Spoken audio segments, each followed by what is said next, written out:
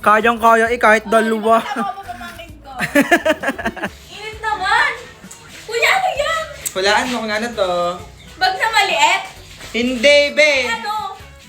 Duyan yan. Dito lang nakalagay. Oo, maliit lang ang lagayan. Alam mo ba, Hazel, isang set na siya. Meron na siyang kasamang taling. Dalawa. Ito, oh. Chiren! Oh, di ba? Tapos ganito kalaki yung kanyang duyan. Papakita ko sa'yo. Bihawakan mo sa pinakadulo. Yan. Oh! Ay, malaki na siya. Ang laki ng pagkaduyan niya, guys. Oh. Sakto para sa akin. Tapos hindi talaga siya mainit ha. Kasi Oo, butas-butas yung kanyang pinaka-duyan. O, tara, kabit na natin ito, be. Parang hindi ka Bagay siya dito mainitan. guys. Sa ano. Saan maganda to? Sa mga puno or dito na lang sa may Pwede ano? rin dito dahil Sa may terrace natin. Terrace na lang. Terrace na lang. Dito. Oo, diyan na lang. Go, kabit na natin. Let's go, Let's go guys! Okay, quality check. Tingnan natin kung matibay talaga tong duyan na nabili namin. Let's go. Oh my God!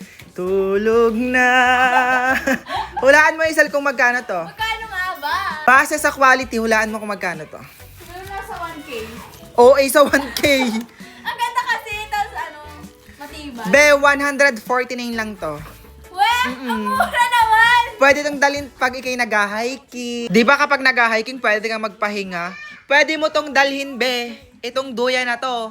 Pwede rin sa mga bahay-bahay nyo. Pwede rin sa mga puno-puno dito. O, di ba? Para fresh na fresh at di ka mainitan, Ang be. naman dito sa amin guys. Kaya kung naghahanap kayo ng matibay na duyan at pwedeng mag-relax katulad ni Hazel, ito nang duyan ang para sa inyo, guys. For only 149 pesos, mayroon na kayong gantong duyan. Kaya mag-check out na kayo habang mura pa. 149 lang.